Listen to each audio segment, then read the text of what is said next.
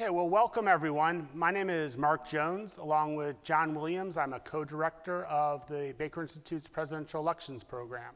And I'm very pleased and honored tonight to have an outstanding group of political reporters with us. Gromer Jeffers from the Dallas Morning News, Ellie Dearman from the Fort Worth Star-Telegram, and Ben Werman from the Houston Chronicle. And what we're going to talk about tonight is Texas politics in general, focusing on the Senate race first, and then sort of working our way through some other contests. And we greatly appreciate all of you attending tonight, as well as I believe the close to 300 or so people who are watching this online. So welcome to you all as well. I'd like to start off with sort of a background question. So, and this is sort of going to the hometown reporters. Ben, you're Ted Cruz's hometown reporter. So what can you tell us in a short, sort of short synopsis of who is Ted Cruz? What should we know about it? Well, first off, thanks for having me. Who here doesn't know who Ted Cruz is? I think hopefully we all have kind of an idea. Is this working? It's off. Right. Test. Okay. He is the junior senator of Texas. He's been in the Senate for the last 12 years. He's running for a third term.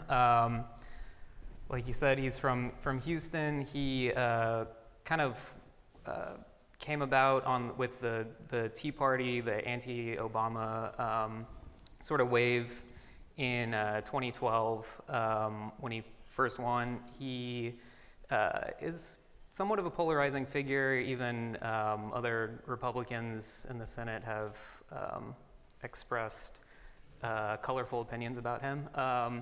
But he, in 2016 ran for president. He came very close to being the GOP nominee, lost to Donald Trump, and that sort of changed the trajectory, I think, of his political career. He ended up in his 2018 campaign coming close to becoming the first Republican to lose a statewide race in decades against Beto O'Rourke. It was less than 3 points. And now is facing what he is warning everyone, all the Republicans, everyone that he can get in touch with is another potentially very close re-election campaign. Yeah, well, thanks, Ben. Now, Gromer, your hometown candidate, Colin Allred's a little less well known. What can you tell us about him? Well, he's a former football player. First of all, I mean, he had a fascinating life. He's raised by a single mother. He's biracial. He didn't know his father, but his mother raised him, and his mother's brother, that family, was instrumental in raising him as well. They had a hard time. He went to Hillcrest High School, where he was a standout in football, played a little baseball, and also he was in student government. He ran for president of Hillcrest High School, and if you go look in the Dallas Morning News archives, there's a story about that election. Colin Allred slated for high school president.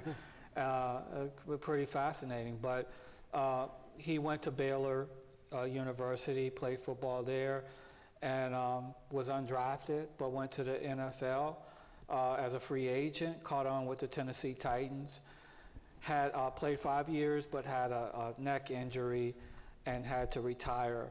And that's when he took up law, became a civil rights lawyer, and also an elections lawyer. He helped, I believe, on the Wendy Davis campaign was his first one, I believe, where you lawyers go and they make sure that everything at the polling places is okay, and they're on standby in case there's something that needs to be litigated. But I think Wendy lost by 20 percentage points that year. So, but he went on to serve in the administration of Julian Castro. Castro was the HUD secretary, and he spent 5 months there. And then he decided to run for Congress in Dallas's District 32. At the time, that was still a red district. It was represented by longtime Congressman Pete Sessions. And it's funny because Democrats at the time saw that district changing. And here's how you know that it's really changing. In that primary, in 2018, 7 Democrats got in, and including Allred, Lillian Salerno, and there was a TV journalist, WFAA's Brett Shipp. He even got into that race. And Allred beat Lillian Salerno in a runoff and was able to beat Pete Sessions in the general election to flip that district from red to blue. And then he got reelected again in 2020 against Genevieve Collins, who is now the state director of Americans for Prosperity. And then out of nowhere, he surprised a lot of people when he decided, because in redistricting, they redrew that district to make it stronger for a Democrat. So it leans Democrat now. But he decided to challenge Ted Cruz for Senate in what is an underdog race, but now a close race. And so here we are. All right, well, thanks, Cromer. So, Ellie, Ben mentioned Cruz's 2018 narrow victory, and that was the Beto's inspired wave that helped sweep Colin Allred into power. He did a lot of it himself, but certainly Beto was assistance. What can you tell us about that 2018 race? Yeah, so looking back to 2018, I bet everyone here remembers that bid. It was the last time that Ted Cruz was up for re-election, and so challenging him was Beto O'Rourke at the time. He had most recently been an El Paso congressman, and outside of that area, I think was relatively unknown. Yeah. And he decided to run and kind of capitalized on running against Ted Cruz to kind of rise to national prominence.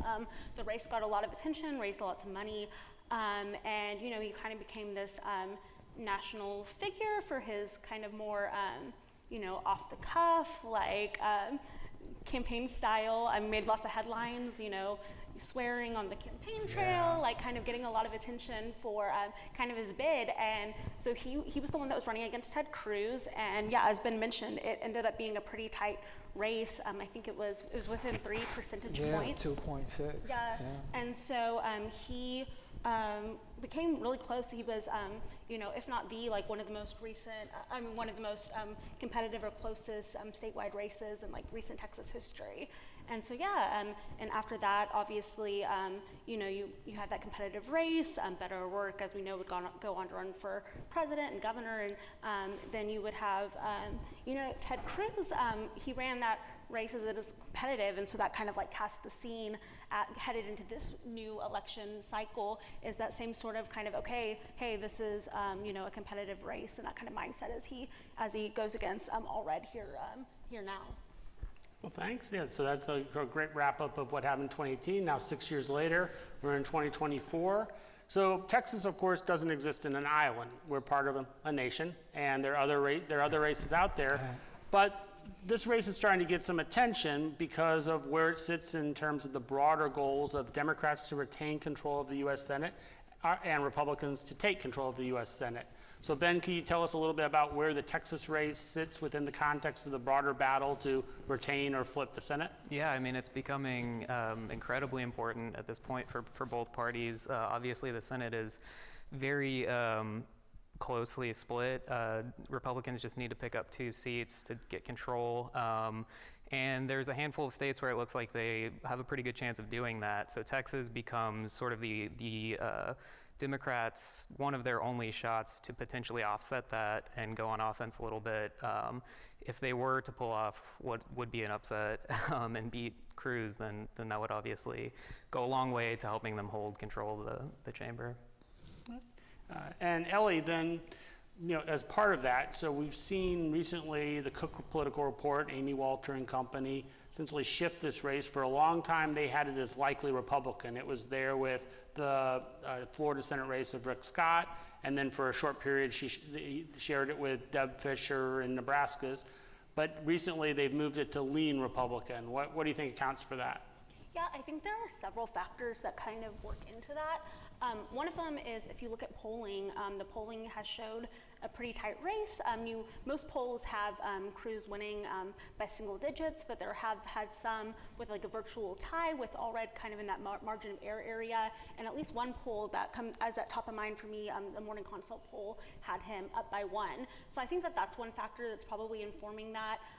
Another one I would probably say would be you have this recent multi-million-dollar investment from the National Democrats. I haven't seen an exact figure of that, but them spending money on TV ads in Texas and Florida. And so them kind of investing in that. You have, I think it was just announced like a couple hours ago that the DNC chairman is going to be up in the Fort Worth area tomorrow. So you're kind of having that national attention and investment. And then I think like another factor, and I jotted it down here, that they mentioned was kind of Cruz himself as a candidate. I was kind of reading the Cook Report's analysis of that, and one of their analysts described it as like a kind of like Cruz as a polarizing figure. And I think you see that as Cruz being like a candidate that Democrats might be able to capitalize on and then potentially work to try to flip that seat. Yeah, because if it was Cornyn, it wouldn't be a Martin race, probably. Yeah. Well, so Gromer, related to the overall race, you're one of two moderators at the only Senate debate. That'll be on October 15th. Is it WFAA? Or? Yeah, but Tegna, WFAA. WFAA, Tegna. So I believe KHO used still Tegna here. Yeah, I never understand Tegna. They always seem to be shifting about to sell and never sell. But so you're essentially moderating that debate. Wish me luck. Yeah, no. We'll all be watching you this time next week. We'll be watching you on TV about this hour. So one thing that's interesting is the decision to hold the debate. Now, generally in sort of the broader literature, incumbents generally don't like to hold debates, and challengers, especially if they're a little bit behind, like debates. What was the scenario in this context? I got the feeling it was the reverse. You're right this time around. It feels like I don't have them on the record with this, but there's a lot of anecdotal evidence. It feels like Cruz, at some point late summer, really wanted to debate, and he likes to debate. As you know, he likes it. But this is my theory, is that he wants to try to show conservatives that Allred is not the bipartisan character that he portrays himself to be. That's his message to conservatives. And he wants to work Allred over in the same way he worked Beto O'Rourke over in 2018. Because O'Rourke was in that same boat where he was an exciting, new, fresh candidate. And so a voter can assign to O'Rourke what he or she wanted from O'Rourke. And if you didn't like Cruz, you're like, okay, this is an option. But it becomes less of an option if Cruz is able to show that person is quote, too liberal for Texas. So I think that's his calculation, is to get on the debate stage where he tends to do well and just turn it into an alley fight and just hit him over the head with all kinds of allegations of being, a radical leftist, too liberal for Texas, and put Allred on the offensive. On the other side, Allred, I think he feels comfortable with where he is in the race, is comfortable with targeting voters and doing what he's doing. He will debate. He's confident that he can come away from it okay. But it's more of a risk, I think, believe it or not, for Allred than it is Cruz, who is a well-known factor. Everybody knows where he stands. You either like him or you don't like him. And I guess, have they set ground rules for the debate, or what are those? Pretty much standard, like 90 minutes for each question, 60 minutes for rebuttal, and then moderated discretion as to if there's another follow-up or not. So yeah, it's pretty standard. We'll see. The key is to keep them under control now. As you've seen other debates, the candidates know if they keep talking, that that could be effective. So I hope they let me turn off mics. Do you have you gonna have a mic shut off ability? We'll see. And is there a live audience or no live audience? No live audience. Okay. Campaign's trying to get people in there, they're operatives and things, but no live audience. Quiet. No, we're not going to have cheering right, or exactly. clapping. So, That seems to be a trend recently, that they're moving away from the live audience. Yeah, I'm torn on that. Live audience sometimes gives the telecast energy. Right. But when candidates pack the live audiences, you know what you're going to then it becomes more of a battle of who can do the better job of packing the audience. Yeah. Okay, so related to that, so you just hit on some points. If you're in, so Ben, if you're in the Cruz campaign, what are one or two things that you really want to do between now and November 5th to try to steer the election your way? Yeah, I think branding Allred as extreme is their number one goal. As Romer said, they've launched. I mean, if you look at the ads that Cruz has out right now, they're all focused on Allred being too friendly when it comes to transgender politics, being soft on the border or on Jocelyn Nungare's mother is in an ad talking about how he supports catch and release policies that she blames for the death of her daughter. So yeah, basically branding him as an extremist, somebody who's out of step with Texans is the number one goal. Okay, and Ellie, would there be anything you'd add that he needs to do? Yeah, I mean, kind of piggyback on that. I mean, in these role strategies, I mean, just really turning out his base, I think, is what it is. Like actually trying to figure out what steps can be taken to actually get people to come to the polls on election day and turning out Republican voters. Yeah, he's cutting it close, because when you look at 2.6 percentage points, that's not a lot. And if the demographic shifts in Texas, if they're real, 6 years later, you still want to run a close race. There are a lot of Republicans who feel like he should have went after Allred early summer, late spring, and sort of stopped him before he had lift off. Do the same thing he's doing now, back then. But you know how candidates are, they're nervous about money. They feel like the worst thing, it's okay to save for the fall, but the worst thing to do is run out of money in October. Right. And, but you know, I find it mildly surprising that we're here in another, well, it's Ted Cruz, so he does have, he does have his detractors, so that doesn't surprise me. But the fact that he allowed himself to get into another close race is mildly surprising to me. It seemed that he learned, so he knew he had the threat. Unlike with Beto back in 2018, Republicans ignored Beto, but they also, Pete Sessions ignored Colin Allred up in Dallas. John Culberson ignored Lizzie Fletcher down here in Houston. Yes. And it snuck up on him. This time it didn't seem to sneak up, but you're right, either his lack of money or the lack of ability to ensure that the Club for Growth or other Republicans would come in and give him the money he needed in the fall. Yeah, it's surprising they should have been up there with the ads earlier. Yeah, you would think, right? Yeah. I mean, but you go to 2012, one of the smart things Barack Obama did was, as soon as Romney, I think even before Romney became the official nominee, Obama started hitting them in the late spring and early summer with attack ads. Just wiping them out before he even had a chance. Yeah. And at that point, Romney didn't really have any money, so he couldn't defend himself.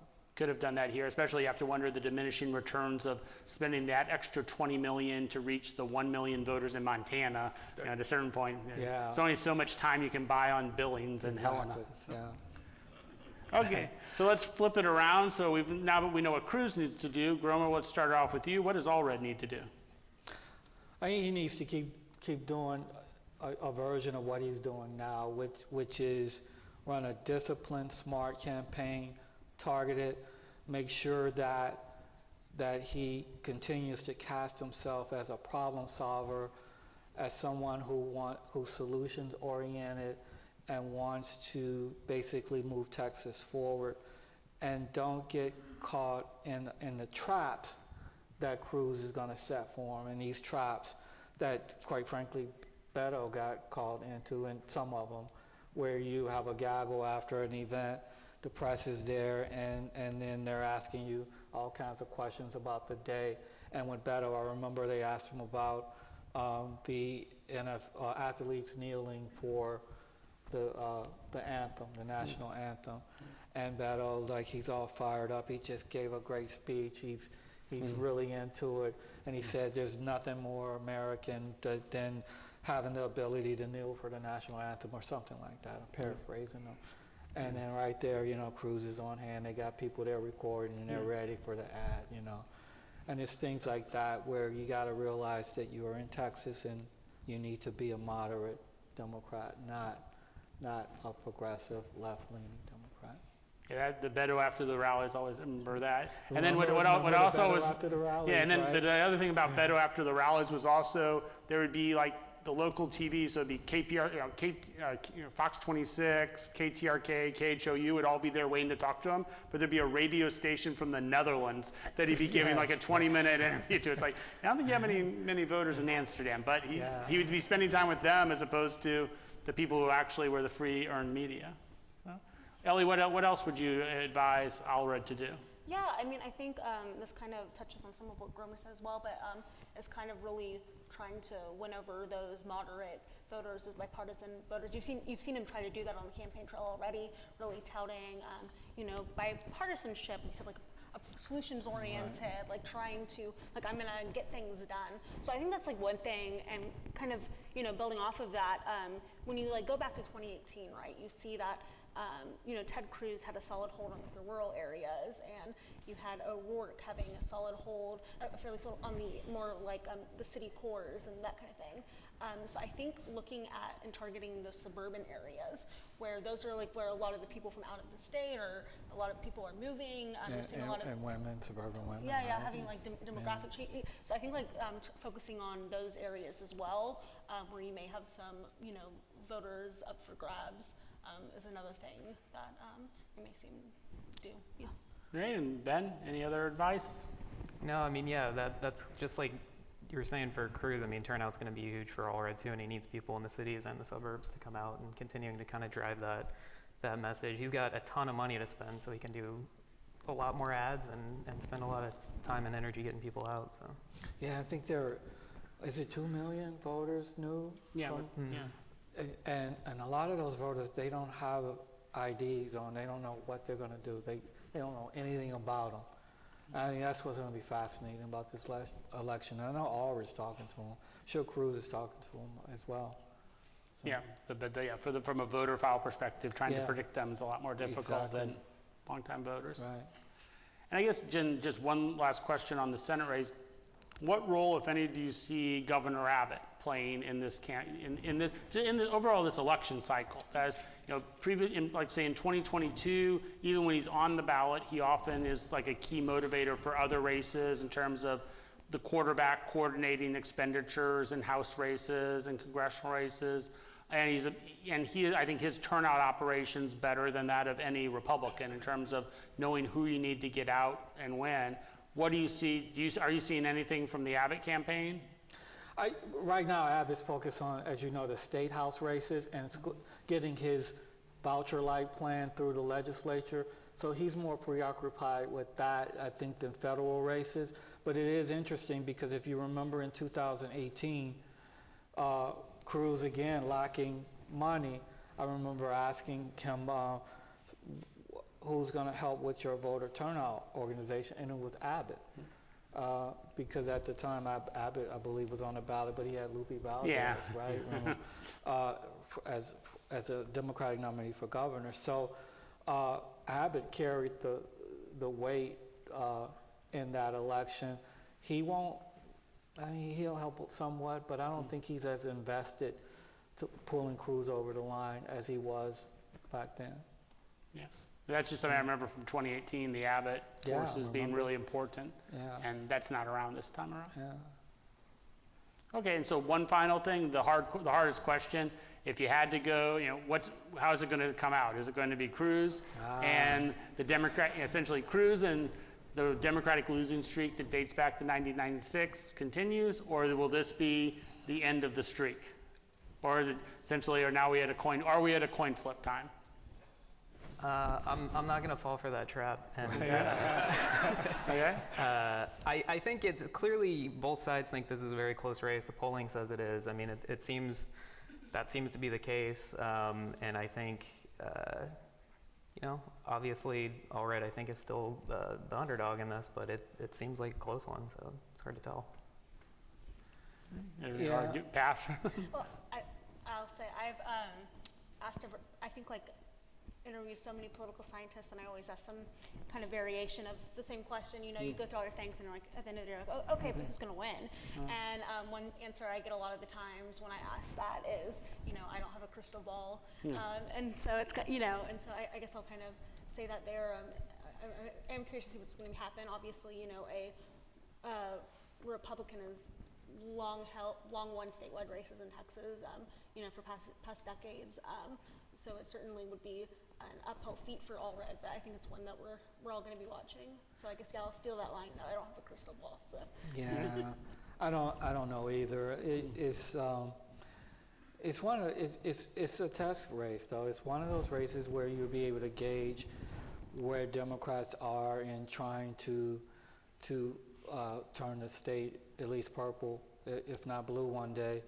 I can tell you what Republicans are saying. Republicans are saying, oh my God, why is Cruz in this position? But it's going to be a close race, but he'll pull it out. But anything could happen. You know what they say, Mark, it's not history until you make it, right? And we'll see. I'm sure you two we're all preparing, right, for anything. Because what you don't want is to be in the newsroom, right, and you get like, you know, a certain candidate won and you're not ready for that. Scrapping your pre-writes and see what you scratch. Exactly. And yeah, that's the really hard part about it is, for you guys who don't know, sometimes on election night, we have to write 2 or 3 versions of one story because we just don't know what happened. And because you don't get clear results all the time on election night, the third story is, well, we don't know. Yeah. So you write it one way, you write it another way, and then you write, hey, it's to be determined. Yeah, lots of going to bed at 1 a.m. We'll see, and then waking up early in the morning. 1 a.m. sounds optimistic. I know. Yeah, well, particularly, and then that'd be courtesy of Harris County, which, you know, essentially will be, exactly. you know, if Harris County, you know, past predicts president, the rest of the state will be in, barring, you know, some, you know, Maverick County or LaSalle County won't be in, but then the election day results from Harris County will just be waiting, and until the next. Especially in the presidential Yeah, election, right? yeah. I suspect it'll be bad this year. I hope. Hopefully not, but I wouldn't discount it. Okay, so you actually, Grummer, you brought up a point there that I just wanted to drill in on.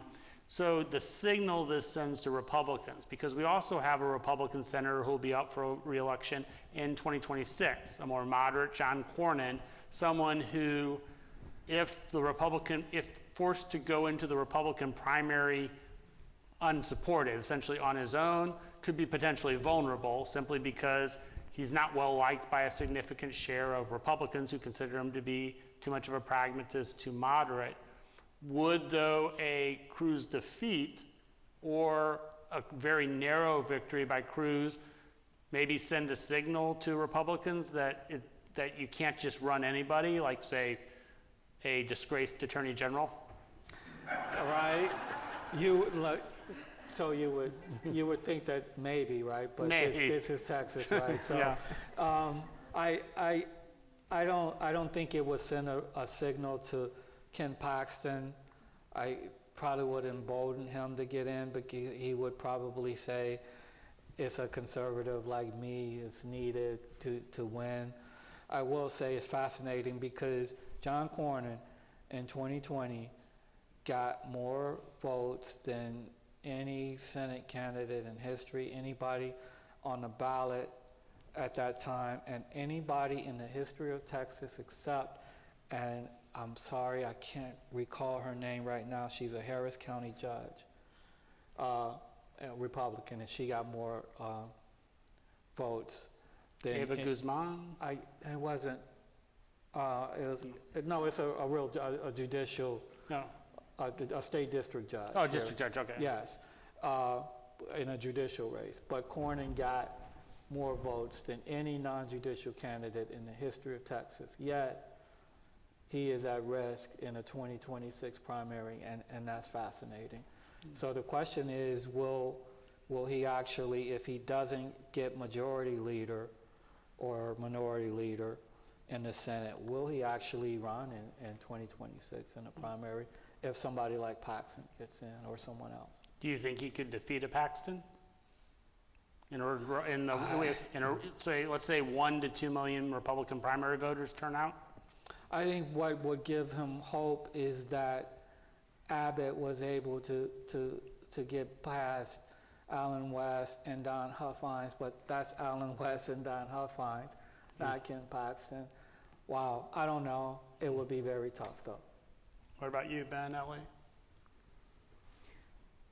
Yeah, I mean, the thing about Cornyn is he's clearly very smart when it comes to running campaigns. He's, like you said, he was so successful his last cycle, and also kind of bucked the trend of how the state's been going. I mean, it was a 10-point victory for him, and it's been shrinking margins in every other statewide race. Right. And in the primary, he didn't struggle at all, and he's never really faced a serious challenge. So it would be interesting just to see what that would even look like, because I don't think that there has been anything like him facing a Ken Paxton. Ellie? Yeah, I think, I'd say, not to dodge the question, but kind of ask me in, a year or so. Like, I think there's just like so many factors between now and then that I would kind of defer. Yeah, and we are talking about a Paxton that struggled in his own primary, in 22, right? Yeah. Or no, 22. yeah. 22. Struggled in his own primary. Yeah. And so he might not be, it may not be enough to have the hard right. Cornyn may get the middle, a little of the right and everything else. So it'll be interesting to see. Paxton's also so closely tied himself to Trump that if Trump doesn't win now, and it's just, like you were saying, there's so many factors. But Yeah. Right. Well, I mean, one could envision a scenario where Cornyn becomes majority leader because and Trump is president. They work out a deal. Trump endorses Cornyn, and then in the state of Texas, then it's over. Then there's no primary. Yep. Right. Right. So a lot of things to keep our eyes out for. Absolutely. Okay, so before we switch gears to the presidential race, I want to remind people there are question cards, and we have people that are coming to pick them up. If you can just raise them up. No, we're not. You need a card? Yeah. You just fill out the card, and there'll be people that will be coming to pick them up. So I guess let's switch gears to the presidential race. Ellie, what's the current state of play in the presidential contest between Donald Trump and Kamala Harris? Yeah, I mean, so Texas is a state where, it's obviously historically Republican, particularly in modern history in the presidential race. So, you have seen narrowing margins. And so I guess how I put it is the state is, Trump's to lose when looking at like a statewide basis. I do think there's like kind of interesting like counties to focus on, and there are tons of interesting factors that like could come into play. And so, like I said, like anything could happen, like how we write multiple stories on election night. I'll be kind of watching to see what happens. But so in terms of that, that's one thing. But you do see I think the National Democratic Party, you can tell me if you disagree, I see them focusing more on the Senate race in terms of putting in resources, whereas on the presidential side, I think it's more looking to Texas as like kind of fundraising efforts and that kind of thing, as opposed to like putting money in for like, ad buys and that kind of thing. If y'all let me know if you, but yeah, so I think like in terms of that, it's kind of the state of where things are at for now in the presidential side. Okay, so most of the polling, like the hobby school, the polls we do, generally show Trump, with a lead that's usually double that of Cruz. If Trump is at 6 or 7, Cruz is at 3 or 4. Trump is at 5 or 6. Cruz is at 2 or 3. Gromer, what do you explain? It's not a huge gap, but it's the gap that I think leads us to. I think I'd be willing to bet Trump is going to win. I'd be willing to go down and say I believe Donald Trump's going to win in Texas. And it's not 100%, but I think it's pretty it's a very likely scenario. But I don't think with the Cruz, I think we're less willing to say Cruz are always going to win. What explains that gap, Gromer? That's an interesting question, because you could argue that Trump in some Republican and independent circles is as disliked as Cruz maybe, right? Right. And so why the gap? I think it's because the presidential race is nationalized to an extent, so is the Senate, but really the presidential race. And so the opponent for Trump was Biden at first and now Harris. And the Biden-Harris ticket is probably more unpopular, and I'm sure more unpopular than Colin Allred is as a candidate against Cruz. And so I think that's where you see the point difference, is the national presidential candidate invariably tends to be unpopular in Texas. Okay. And it's Especially with Texas Republicans Right. that dominate the electorate. Okay. And then I guess, Ben, one of the issues that's been raised a lot, that's a Texas issue, but it's been raised a lot at the national level, is immigration and border security. So what impact is that having on the election, both here in Texas, but more especially in the key battleground states, in your Arizonas and your Nevadas, Georgias, Pennsylvania, Michigan, Wisconsin? It's interesting because, a year ago, I think the answer to this would have been completely different. I mean, this has always been Republicans, or for a long time, Republicans' strongest issue, and polling has shown it. But we've seen a huge decline in crossings at the border, in part because of some Biden administration actions. It's a lot more complicated than that, but the timing is obviously helpful for Democrats. At the same time, the Democrats' messaging has sort of shifted on this, where they had the bipartisan bill come up in the Senate, and it was blocked by Republicans. And so they've been able to kind of seize this issue in a different way. But Republicans are still obviously hammering this, and they've kind of shifted a little bit to talk more about crime and tie it to that issue. I mean, obviously, like I mentioned earlier, Cruz has an ad featuring Jocelyn Nungare's mother. She's a Houston girl who was killed here. So yeah, and you hear Trump all the time talking about migrant crime, which there's plenty of research to show that it's very much exaggerated the way that he talks about it. Yeah, so the dynamics on this have shifted considerably.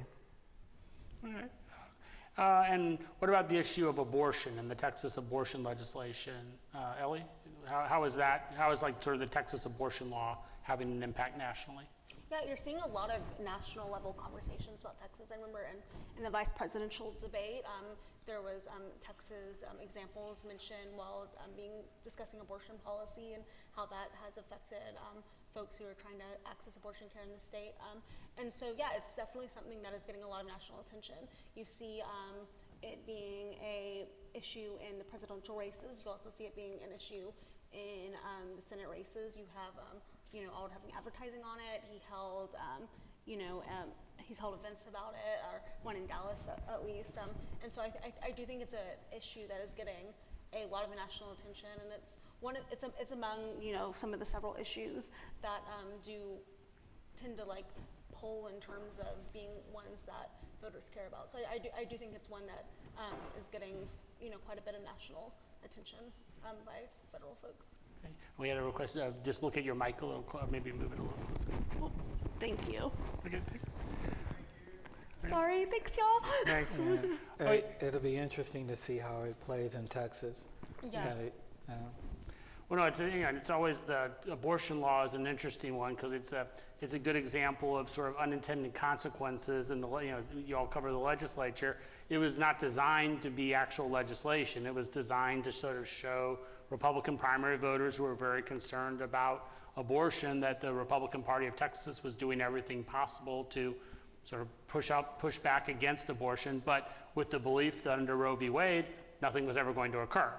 And even if if it was overturned, it would be overturned for like a Mississippi Compromise or something, whereby this trigger law would never become law. But then, a year later, it becomes law, and so it becomes a much more difficult issue. And even if Republicans wanted to backtrack on it in the legislature, politically, that's not really possible. Yeah. Okay, so there's some other races on the ballot. We've talked about the top two, the presidential race and then the Senate race. There's some other statewide ones out there. Ellie, what are they? Yeah, absolutely. So one of the statewide ones you have is the Railroad Commission, which, despite what the name suggests, as y'all know, does not regulate railroads. They oversee oil and gas in the state, and so you have that up on the ballot. That commission and especially their oversight over ERCOT has gotten a lot of attention, so it'll be interesting kind of to watch. I think it's one that more and more voters are knowing about. There's also, judicial races on the ballot, which are very important. There's the Supreme Court, the state's highest civil court, and the Court of Criminal Appeals, the state's highest criminal court, have have elections on the ballot. And so, so those are ones that we have. The court ones are interesting because, not to give government 101 to a room full of folks who obviously know, but you do have the Senate, the Supreme Court and the Court of Criminal Appeals acting as a check for all of those different policies and stuff that were coming out of Texas legislature and that kind of thing.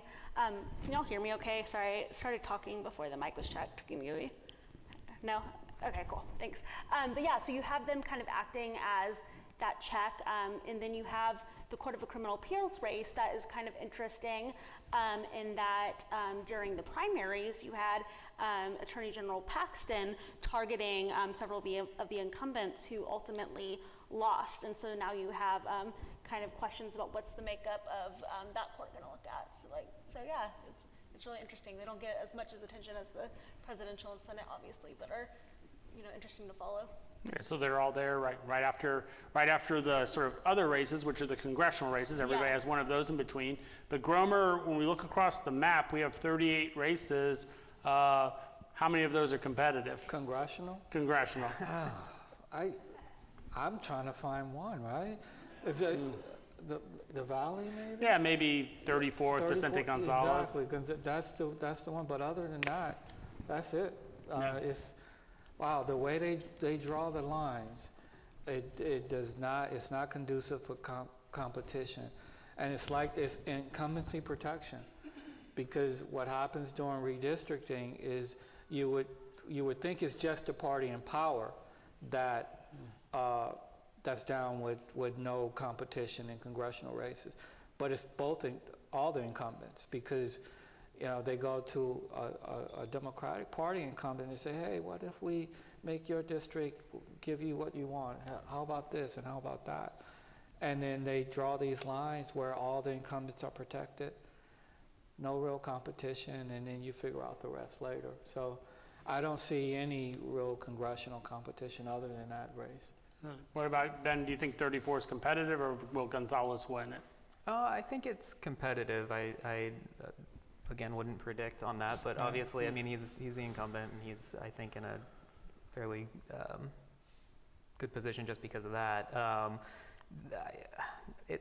It's interesting because of how, I mean, 4 years ago, we were talking about all of this in a totally different way, and it's just like, I mean, Republicans were making such a drive in South Texas, and they made some gains, but I think it was a little bit disappointing for them, and they've definitely invested some this cycle, but it's not the same as it was before, and a lot of that's because of the redistricting. Right. Yeah. It's too bad, because we all like a good little race, No, I mean, no, the contrast to like 2020, when we still had, we still were at 36 seats back then. There were like 10 of them were competitive. Now we have 38, and one, maybe, I mean, if you wanted to throw a Republican in, I guess you could say Monica de la Cruz in 15, right next door to 34, but that would be it. I mean, some national pundits I know have Henry Cuellar there. I can never see Cuellar losing that seat.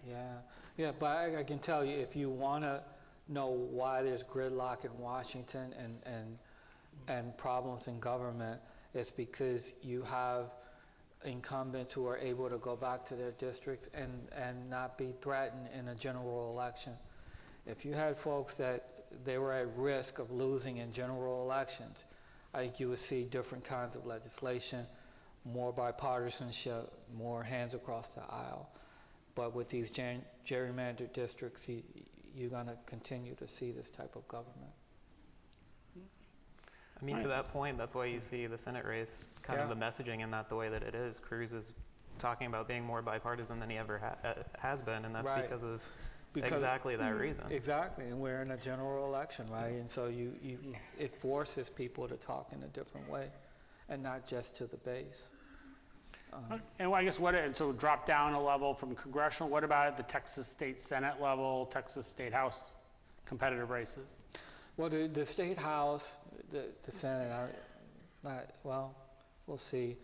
The State House, though, not a whole lot of competitive races either, but there is still the Abbott's voucher-like plan influencing some of the races there.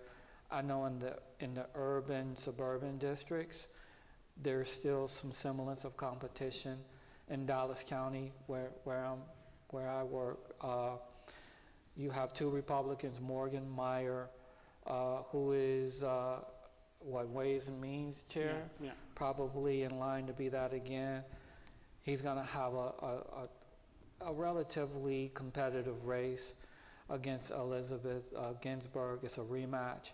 And then Angie Chin Button in the Richardson area is running against a tough race against Avery Bishop, making her first run for office, entrepreneur, former Miss Texas.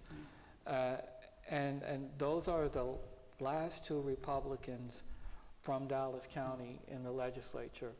And all the others have been wiped out by Democrats, so that's interesting right there. And in Collin County District 7, freshman lawmaker Mihaela Plisa, in that new district in 70, it was 50, she won 50-49 last time against a good Republican candidate named Jamie Jolly. Jamie Jolly didn't run again, but it's still expected to be a race. Abbott's involved in that race for the Republican candidate. And so that's interesting. What about here in Harris? I think there's We're pretty much zero. I mean, yeah. And in the Valley, I think there may be a competitive state house. Yeah, like Jamie Lopez is somewhat vulnerable Republican down in the Valley. John Lujan and Barrett. Lujan and Barrett, yeah. So there are a couple, but again, not a lot. Yeah, we have 150 Texas House seats, maybe 5 or 6. We have to sort of go searching around the state to find some that are competitive. And to give you the impact of redistricting, which would happen in 2021, just a year earlier in 2020, remember it was the battle for the House, and Democrats were making a push because they had 12 pickups in 2018. And so they targeted in York County, in Tarrant County, 5 seats in Tarrant, 5 Republican seats.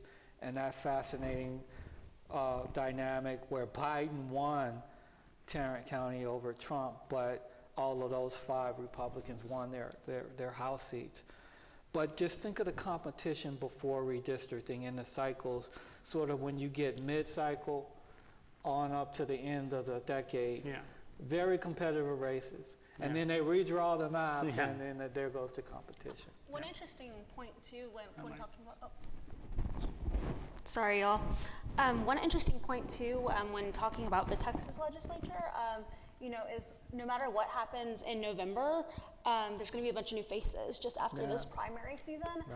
Because in the Republican primary, you had a lot of folks, incumbents who lost. I cover North Texas, but so there's going to be a lot of fresh new faces, and so I think that's something for us who cover the legislature that we'll be watching for is just how the dynamics of that change with. So many new members, headed to Austin. So yeah, I think that's another thing that's going to be interesting to follow. And a House Speaker's race. And a House Speaker's race, Which is probably the most consequential election in terms of Texas policy. We saw a lot of sort of the Republican establishment come in with money behind Phelan as a goal to have essentially that break there on the governor and the lieutenant governor. We'll see. That's fascinating too, because you have former Governor Rick Perry, who's been hired gun, right, to come in to try Mike to Toomey, who used to work for Abbott, restore order for Phelan, and we'll see what happens. I can tell you the activists are restless, though. They want action. We'll see if they get it. Well, I think that wraps up the overall conception. We have a lot of great questions here, so I'm going to try to get into as many. We have a little less than a half hour left, so I'm going to try to get into as many of these as I can. First one's for you, Ben, and this relates to your excellent article, which just came out about Cruz's rebranding. Who is he trying to reach with these? Who are these what demographic is he targeting with this more moderate, pragmatic, centrist image? Well, that was actually my colleague James Osborne who wrote that. Oh, story, James so Osborne. I want to take Okay. credit for that. Okay, sorry. I mean, polling shows that Cruz is not very well liked by independents. How many of those are still out there, I don't really know. So I think first and foremost, them. I mean, I think he's launched a Democrats for Cruz campaign that maybe he wants to win over some Democrats who are turned off by the party. Also seems like potentially a long shot there, but and then Republicans who might be more moderate themselves, not necessarily like the more partisan sort of fighter brand that he's had, the firebrand sort of brand that he's had before. Okay, and then related to that, this is for anyone. Are there undecided voters left in Texas? Are there people who are truly undecided between Ted Cruz, Colin Allred, Donald Trump, Kamala Harris? Or are we more in a situation where it's really a turnout battle? So in any election, you have sort of two factors: convincing undecided voters to vote for you and mobilizing your base at a greater rate than your opponent. Where are we in Texas? Are there any undecided voters left? Well, let's have a little test. Are there any undecided voters in this room? Raise your hand. Oh, we got one. Two. I saw two. Two. All right. See, well, I think that sort of answers the question. Especially at this point, I don't think so. And in the presidential race, Trump is such a known factor, right?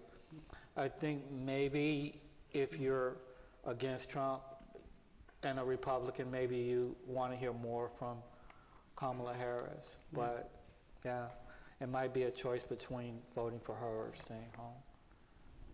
Ben, Ellen? I mean, to your point, I don't think it's as much as, I think a lot of it is getting the people to vote and getting on their radar where they know who you are and what's going on. Like I did a story, in North Texas recently where I was just trying to get, folks in North Texas, I mean, it's pretty standard, man on the street story, just kind of going up to people going like, hey, like, what candidates do you like? Like, how much do you know about the Senate race? Like, what are your issues that you care about? Like, talk to me. And, so you do have people who are very solidly like, I'm aware, I know this, this is who I'm voting for. But a lot of the people, it's, okay, now, remind me, like, who are the candidates? Like, you know what I mean? Like, kind of trying to still,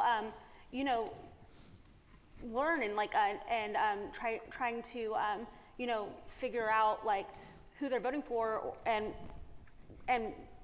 figuring out like if they're going to actually vote. So I think that's a part of it too for the candidates is like getting their names and their messages out there and trying to win over those non-voters. Yeah. Especially further down the ballot. I mean, it's like, it depends on what race you're talking about with that question, because presidential, there probably aren't many undecided, but the further down you go, maybe most people are undecided. That's a good point. And I'm just curious, anybody in the room that identifies as independent? A few more, okay, good. Yeah, most of our polling shows that about 1 in 10 Texas voters is independent. This audience may be a little overrepresented, but independents. But by and large, when you start drilling down on actual behavior, if you ask a very basic question, you get up to 25, 30%. But when you actually push a little bit, pretty much it falls by the wayside, and you get down to about 10, 12%, depending on any survey. Okay, so this is a question, sort of, I guess, a Colin Allred question. Okay. So, why is he not having more events? Or at least, there's a contrast with Beto in 2018. Beto was having events constantly. Allred much less so. Yeah, that's a good question. And there was some frustration midsummer from some Democrats that he wasn't out there enough, that he wasn't having events. They didn't expect him to be like Beto was, going to all 254 counties, driving his trucks and SUV, and they tried to get him to stop driving, and he wouldn't do it. Yeah. But he insists that while you may not see him, while he may not be doing events that gets earned media, and earned media is like news coverage basically, that he is out there, whether it's doing a panel discussion or visiting, whatever he does, that he is out there, that he is targeting voters. The poll suggests something's going on, but I do think that there are Democrats out, or not just Democrats, but people who want to see him do well, that feel like he should be out there more, should be more visible. That's a criticism that he knows is out there, but I mean, at this point, it is what it is. Okay. And then the second part of this question, I think it's something probably we all are experiencing, particularly if you're an active voter. What impact, when do these text messages start to sort of boomerang on you? That is, if, let's say you're an Allred supporter, or you're a Kamala Harris supporter, or a Donald Trump supporter, or a Ted Cruz supporter, if they keep pinging you for money or donations, at what point does it ever start to go against the candidates? I mean, the campaigns do it because it's cheap. They can do it for a couple of pennies per text, but is there any essentially negative ramifications of that? That's a great question. Yeah. I would like to know the answer to that. Because it's aggravating, isn't it? I mean, yeah, I know that I'm signed up for a lot of them, as y'all are, I'm sure, just to follow what their messaging is, and it's maddening. I could see how it could start to backfire eventually. Yeah, I mean, especially when, and sometimes they're doing like these little polls too, should Ted Cruz have gone to Cancun? Let us know. Yeah. Little hashtag justice for snowflakes. Right, exactly. But I had to thank Nikki Haley for one text message. I was in a newsroom in Dallas, and then she sent a text. I will be in Dallas at Gillies, Thursday at whatever. I was like, oh, it's nice to know. A little story, got it up, and I knew from the text message before her campaign even confirmed it. So it was one good thing about it. That was sort of the same with Abbott when he went to the RNC. It was like, he was planning to go, but like getting the final confirmation came from a fundraising email. Yeah. And then staying on the Senate race, what do you think the top two issues driving voters for Allred voters on one hand and Cruz voters on the other? What are the issues? So if we're at a point where there aren't many voters or undecided, what's going to get that modest marginal voter out to vote? What are the issues driving Democrats? What are the issues driving Republicans in that race? Well, I think if you look at what the candidates are focusing on, you see, Cruz largely focusing on immigration and border security, and then on the other hand, you have Allred largely focusing on women's health care and abortion access. So I think, that's kind of what their campaigns see, I would presume, is like the most and transgender issues, as well. And then, Allred's been interesting because he's talking about things that are not normal campaign issues, like they're specific to Cruz, like January 6th, which I guess does get talked about with Trump as well, but and Cancun, as you mentioned. I mean, there's some other sort of specific things in that race that I was at y'all were probably both there as well. Allred had a rally in Fort Worth this weekend, and I think the three things that came up the most were January 6th, Cancun, and abortion access. Yeah.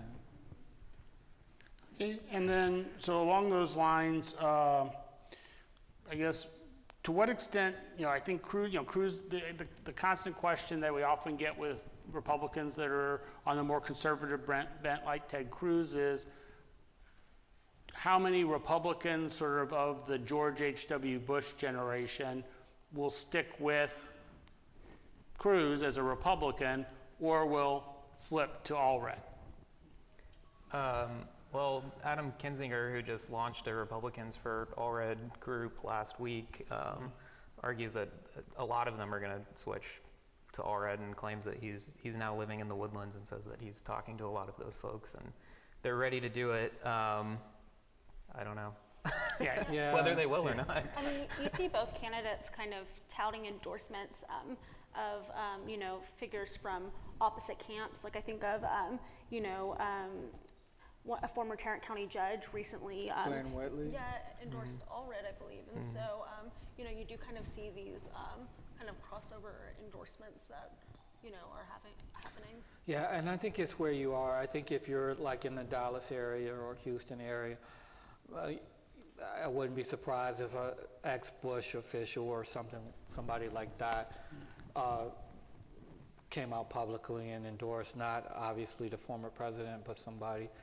But maybe in sort of like the exurbs or the rural areas, still, I don't care if they are Bush types, they would not do that. Okay, and we had one example of the obverse of that here in Houston. We had a question related to Democrat DA Kim Ogg's endorsement of Ted Cruz. Ben, can you comment on that? That'll be interesting to watch. Obviously, she's not, doesn't seem to be very well liked by Harris County Democrats at this point. So I'm not sure. We'll see how that goes.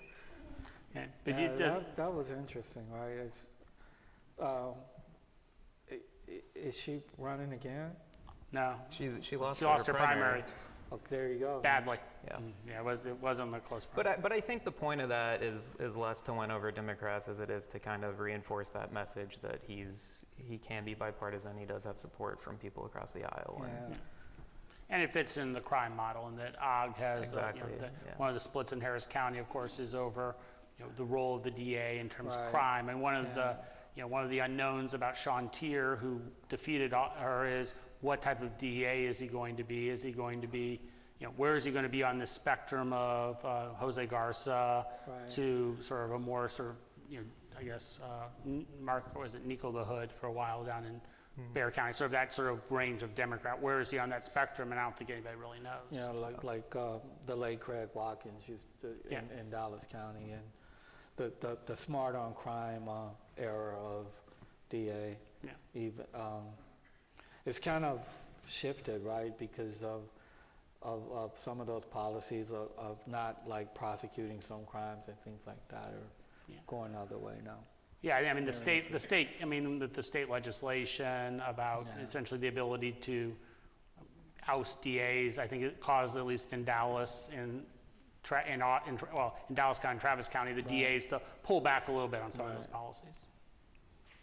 Okay, then sort of a large question is, with every passing cycle, the Hispanic share of the electorate grows about 1 or 2 points. I think this cycle, depending on how you're doing your projections, Latinos represent 23, 24, 25% of voters. What trends do you see there at a partisan level, and then more specifically related to the presidential election? Wow. So, as it relates to the presidential election, I think that's not so much in Texas, because we know that Trump should win Texas, but that's a battle that's going on that I think is really interesting.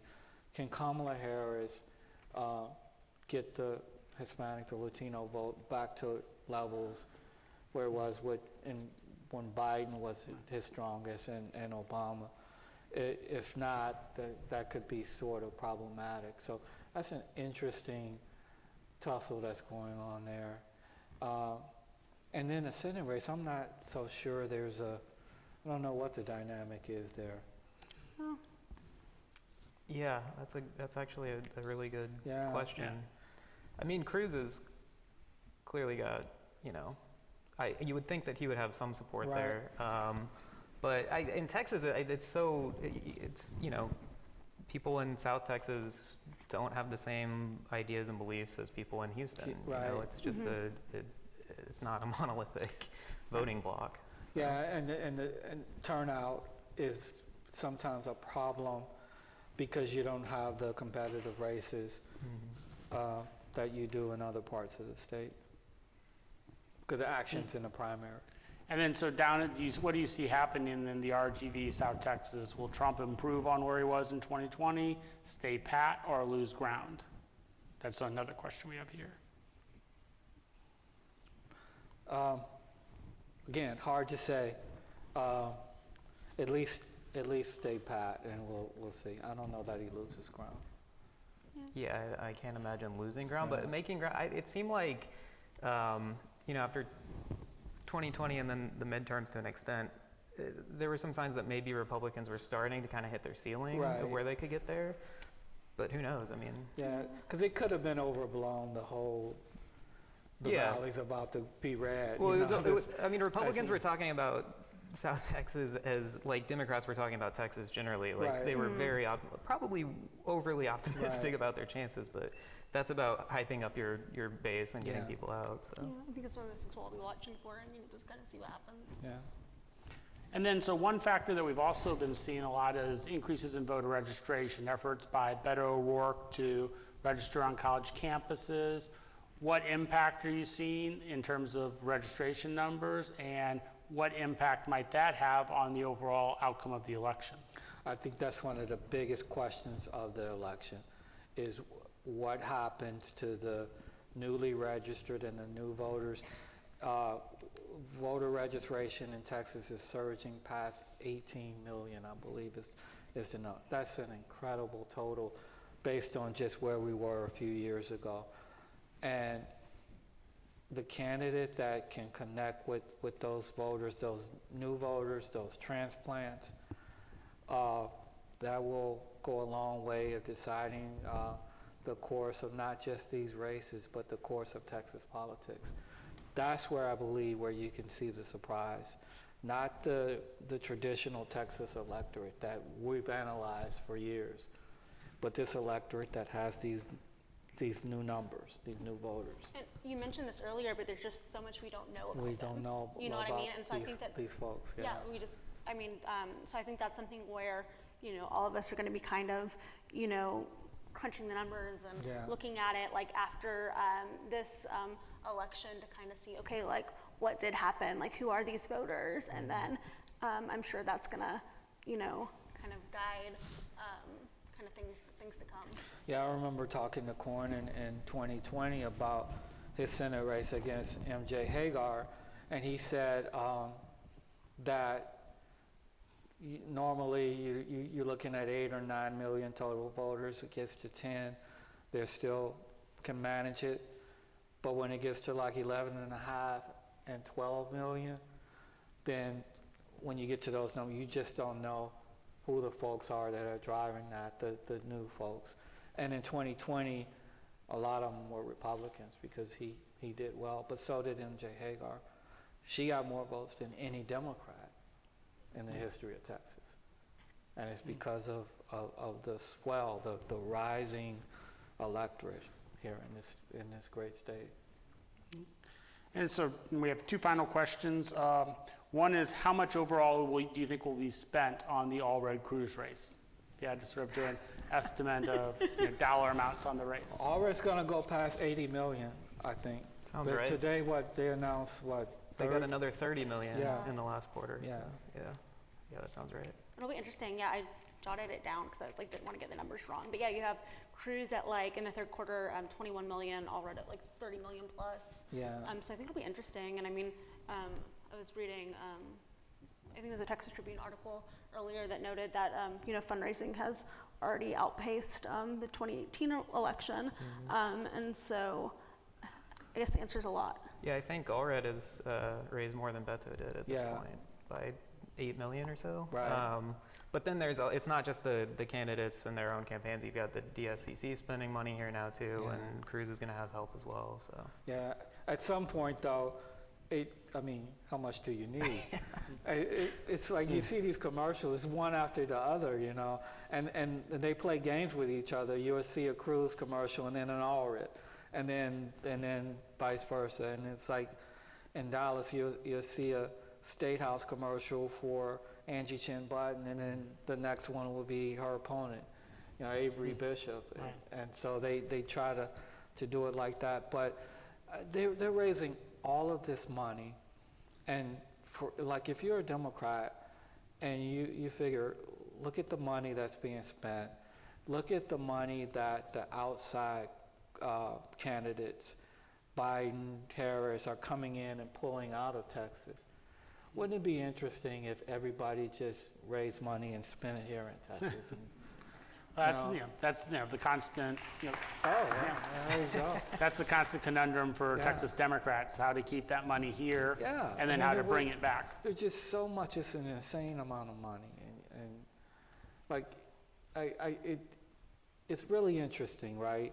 You look at the battleground states, and where the presidential race is being waged, and if you're a Democrat and you're national Democrats, you have to think, I know it's expensive in Texas, but if we make that investment and win and take Texas away from the R column, then you change politics in the country, because there's no path for Republicans without Texas. So I'm just shocked that there's not. Well, and I'm surprised that, conversely, that Republicans aren't more careful with Texas and say, you know what, we'll leave some cushion here just in case Dems come in and try to contest it.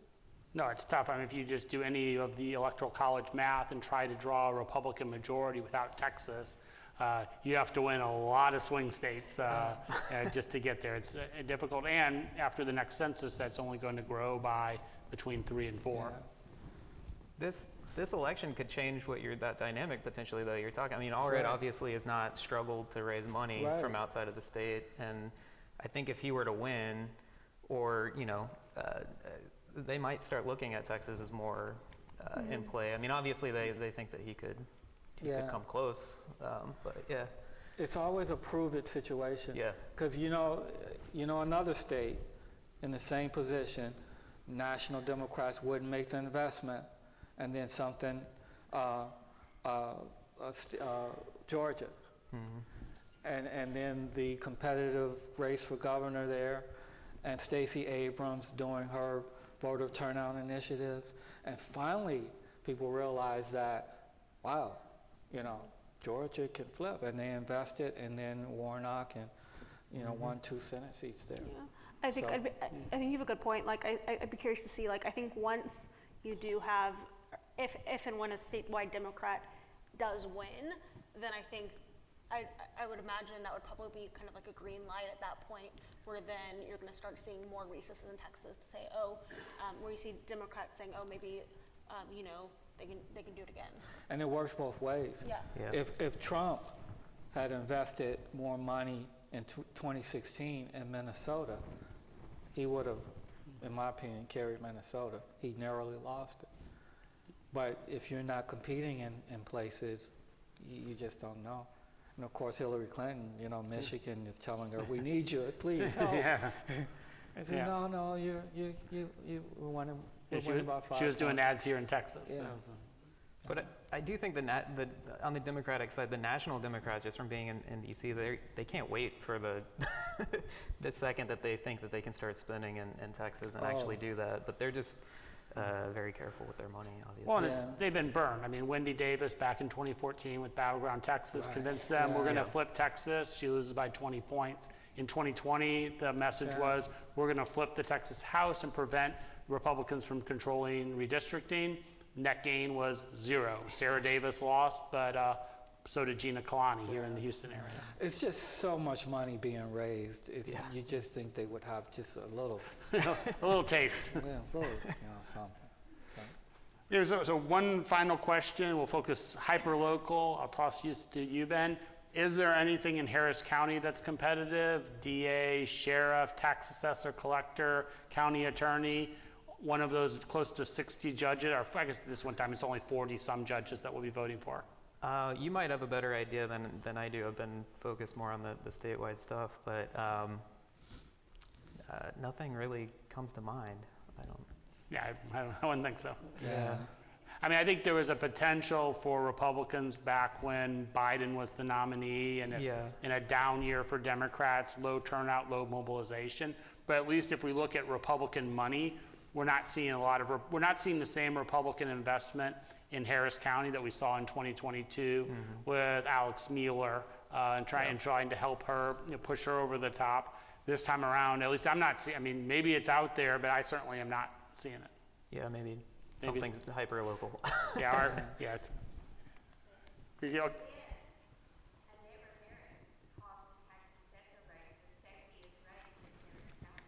There you go. Oh, wow. Okay. yeah. Is it the sexiest race in here? Oh, okay. Ah, If the Chronicle wrote that it was, then it is. Okay, yeah. Odds are, I mean, generally, at least Harris County in recent years has tended to go, the variance that we see, it's kind of ironic in that we got rid of straight ticket voting after 2018, but we haven't seen that much decline in straight ticket voting in terms of the variance between candidates from the same party. They tend to be pretty tightly bound in terms of the best candidate, the worst finishing candidate usually aren't more than a point or two apart when we're down at the county level.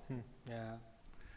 Okay, well, we're at our end, so I want to thank everybody for attending this evening, and I want to especially thank our three panelists.